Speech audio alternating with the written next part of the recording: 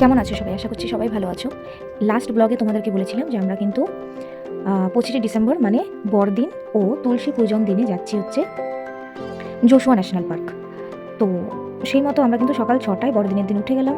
সকাল 6টায় উঠে আমরা বেরিয়ে পড়লাম জোশুয়া ন্যাশনাল পার্কের উদ্দেশ্যে। আর যেহেতু জোশুয়া ন্যাশনাল পার্ক আমার বাড়ি থেকে প্রায় 3-3.5 ঘন্টার ড্রাইভিং ছিল, তো মাঝখানে থামতেই হতো, থেমে তারপর চা কফি কিছু খেতেই হতো। পৌঁছে গেলাম জোশুয়া ন্যাশনাল পার্কে। তো অ্যাকচুয়ালি আমি যেটা ভেবে রেখেছিলাম সেটা হচ্ছে আমি ভেবেছিলাম যে জোশুয়া ন্যাশনাল পার্কে অবশ্যই বাঘ, ভাল্লুক, সিংহ এগুলো দেখতে পাবো, কিন্তু আলটিমেটলি কিছুই দেখতে পেলাম না। সেটা হচ্ছে শুধুই একটা খোলা জায়গা যেখানে তুমি ফোনের নেটওয়ার্ক কিছুই পাবে না, মানে আইসোলেটেড প্লেস বলতে পারো। এই দেখো, এটা হচ্ছে জোশুয়া ট্রি। জোশুয়া ট্রির নামে কিন্তু জায়গাটার নামকরণ হয়েছে জোশুয়া ন্যাশনাল পার্ক।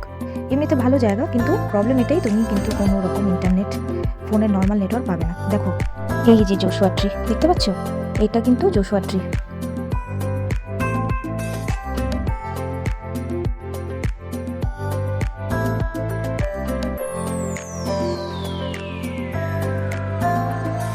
আর ওই যে কোনো রকম ফোনের নেটওয়ার্ক, ইন্টারনেট কোনো কিছু না থাকার কারণে আমাদের সাথে আরও দুটো ফ্যামিলি কিন্তু গেছিলো জোশুয়া ন্যাশনাল পার্কে। তাই জন্য আমরা যখন পৌঁছে গেলাম জোশুয়া ন্যাশনাল পার্কে, এত বড় প্লেস আর কি, মানে এত বড় জায়গা নিয়ে সেই ন্যাশনাল পার্কটা বানানো হয়েছে। তো সেই কারণে ওইখানে তুমি হেঁটে তো চলার প্রশ্নই নেই, তো তুমি ড্রাইভ করতে হবে। ড্রাইভ করেই 4-5 ঘন্টা ঘুরে তোমাকে জোশুয়া ন্যাশনাল পার্কটা কিন্তু দেখতে হবে। তো যেহেতু নেটওয়ার্ক, ইন্টারনেট কিছুই ছিল না, আমরা কিন্তু আমাদের সাথীদেরকে কোনো রকমভাবে কন্ট্যাক্ট করতে পারছিলাম না। যাই হোক, ভগবানের প্রচুর কৃপা, অপেক্ষা করতে করতে করতে করতে আলটিমেটলি দীর্ঘ 4-5 ঘন্টার ওয়েটিংয়ের পর কিন্তু আমরা আমাদের বন্ধুদেরকে খুঁজে পেয়েছিলাম। ওই যে কারণ একটাই, ইন্টারনেট নেটওয়ার্ক কিছুই ছিল না, তো কন্ট্যাক্টের কোনো সুবিধে নেই।